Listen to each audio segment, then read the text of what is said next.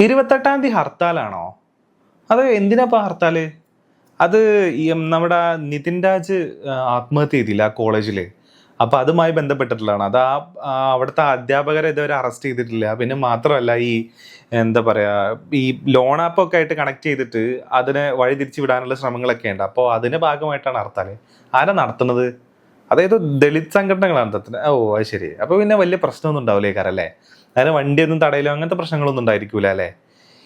ഈ ഒരു മെന്റാലിറ്റി ആയിരുന്നു സത്യത്തിൽ നമ്മൾ എവിടെ നോക്കിയാലും നമുക്ക് കാണാൻ പറ്റിയിരുന്നേ. അതായത് ആര് ഹർത്താൽ നടത്തുന്നു, എന്തിനു വേണ്ടി ഹർത്താൽ നടത്തുന്നു എന്നുള്ളൊരു ചോദ്യം.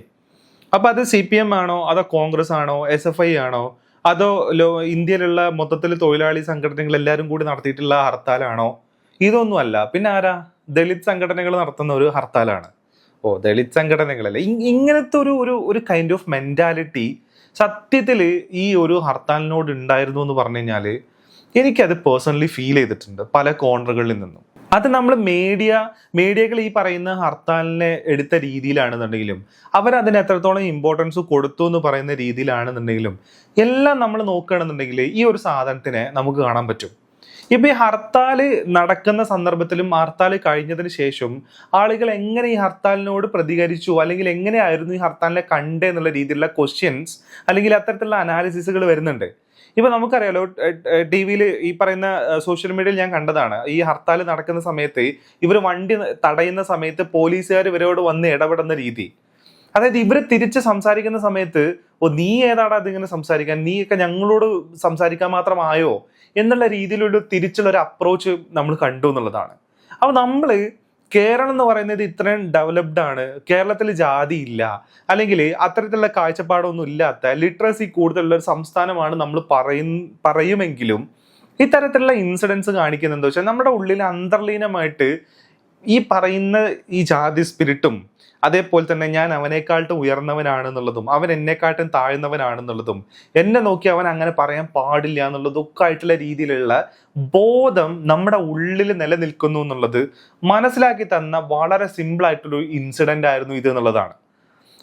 ഒരു എന്താ പറയാ, ഒരു സമുദായത്തിലുള്ള ആൾക്കാർ അല്ലെങ്കിൽ ഒരു ജാതിയിലുള്ള ആൾക്കാർ അവർ സംഘടിക്കുകയും അവരവരുടെ ശക്തി പ്രകടിപ്പിക്കുകയും ചെയ്യുന്ന ഒരു സമയത്ത് നമ്മളൊരു വല്ലാത്ത രീതിയിലുള്ള ഇംബാലൻസ് നമ്മൾ അതിന് നേരിടുന്ന രീതിയിൽ കാണുന്നു എന്നുള്ളതാണ്. അതായത് ഇത്രയും കാലം എന്താ പറയാ, കേരളത്തിൽ ഈ പറയുന്ന രീതിയിലുള്ള ഹർത്താലുകൾ നടത്തുന്ന സമയത്ത് ഇപ്പോ മെയിൻ സ്ട്രീം പാർട്ടികൾ നടത്തുന്ന സമയത്ത് ഇല്ലാത്ത രീതിയിലുള്ള ഒരു ജനരോഷം, ഇല്ലാത്ത രീതിയിലുള്ള കേസ്, ഇല്ലാത്ത രീതിയിൽ കോടതികൾ പെട്ടെന്ന് കേസ് എടുക്കുന്ന രീതിയിലോട്ടൊക്കെ ഈ ഒരു പെർട്ടിക്കുലർ ഹർത്താലിന്റെ കാര്യത്തിൽ നടക്കുന്നു എന്നുള്ളതാണ്. അപ്പൊ ഇവരതങ്ങനെ നടത്താൻ പാടില്ല. ഇവരെടുത്ത് നമുക്ക് അങ്ങനത്തെ രീതിയിലുള്ള ടേൺ എടുക്കാം, അല്ലെങ്കിൽ ആ രീതിയിൽ നമുക്ക് ഇവരെ കൈകാര്യം ചെയ്യാന്നുള്ള തോട്ടും അത്തരത്തിലുള്ള ഒരു ചിന്ത നമുക്ക് എങ്ങനെ ഉണ്ടായേ, അല്ലെങ്കിൽ ആളുകൾക്ക് എങ്ങനെ ഉണ്ടാവുന്നേ? അപ്പോൾ ഈ പറയുന്ന ഏതെങ്കിലും ഒരു എന്താ പറയുക, ഇപ്പോൾ ഒരു SFIയോ അല്ലെങ്കിൽ ഈ പറയുന്ന ഇടതുപക്ഷ സംഘടനകളോ അല്ലെങ്കിൽ ഇപ്പൊ ഈ പറയുന്ന കോൺഗ്രസ് പോലുള്ള സംഘടനകളോ ഹർത്താൽ നടത്തുന്ന പോലെ തന്നെയുള്ള ഒരു സംഘടിത ഗ്രൂപ്പ് നടത്തുന്ന ഹർത്താൽ തന്നെയല്ലേ അത്? അപ്പൊ അതിനെ എങ്ങനെ നമുക്ക് ഡിഫറെന്റ് ആയിട്ടുള്ള ഒരു വ്യൂയിലൂടെ നമുക്ക് കാണാൻ പറ്റുന്നേ? അതിനോട് മാത്രം നമുക്ക് ഇത്തരം അസഹിഷ്ണുത, കേരളത്തിൽ ഇനി ഹർത്താൽ വേണ്ട, ഞങ്ങൾക്ക് പോകണം എന്നൊക്കെ പറഞ്ഞിട്ടുള്ള രീതിയിലേക്കുള്ള കാര്യങ്ങൾ എങ്ങനെയാ വരുന്നേ?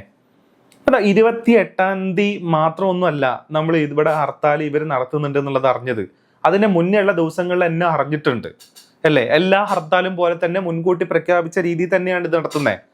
പക്ഷെ അതിനോട് ഇല്ലാത്ത രീതിയിലുള്ള ഒരു അസഹിഷ്ണുത നമ്മൾ കാണിക്കുക എന്നുള്ളതാണ്. എഗെയിൻ നമ്മുടെ സമൂഹത്തിൽ നമ്മുടെ ഉള്ളിൽ അന്തർലീനമായിട്ട് ഒരു സാധനം കിടപ്പുണ്ട്. അതായത് ഞാൻ അവനേക്കാളും ഉയർന്നവനാണ്, അവൻ എന്നോട് ഈ രീതിയിൽ സംസാരിക്കാൻ പാടില്ല, ഞാൻ അവനോട് പെരുമാറേണ്ടത് ഈ രീതിയിലാണ്, ഞാൻ അവനെ കൺസിഡർ ചെയ്യേണ്ട ആവശ്യമില്ല, നീ ആരാടാ എന്നോട് അത് പറയാൻ, നീ ആരാടാ ഇതെല്ലാം ചെയ്യാൻ, ഞാൻ നിന്നെക്കാളും വലിയവന്, ഈ കൈൻഡ് ഓഫ് സാധനം ഉണ്ടല്ലോ, ഈ കൈൻഡ് ഓഫ് ഒരുമാതിരി ഒരു വൃത്തികെട്ട ഹൈറാർക്കി എന്ന് വേണമെങ്കിൽ പറയാം. ആ ഹൈറാർക്കി എന്തിന്റെ ബേസിലാണ് എങ്ങനെയാണെന്ന് അറിയില്ല, ഉള്ളിൽ കടന്നു കൂടിയിട്ടുണ്ട് എന്നുള്ളതാണ്.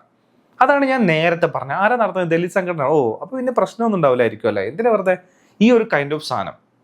അപ്പൊ അസംഘടിതരാണ്, അവരൊരു സംഘടിത ഗ്രൂപ്പ് അല്ല, അവരൊരു പ്രഷർ ഗ്രൂപ്പ് അല്ല, അവർക്ക് പ്രഷർ ക്രിയേറ്റ് ചെയ്യാൻ പറ്റില്ല എന്ന ബോധം ഉണ്ട് എന്നുണ്ടെങ്കിൽ അതിനെ വളരെ സിമ്പിളായിട്ട് കൈകാര്യം ചെയ്യാമെന്ന് പറയുന്ന രീതിയിലേക്കുള്ള തോട്ട് ക്രിയേറ്റ് ആവുന്നു എന്നുള്ളതാണ്.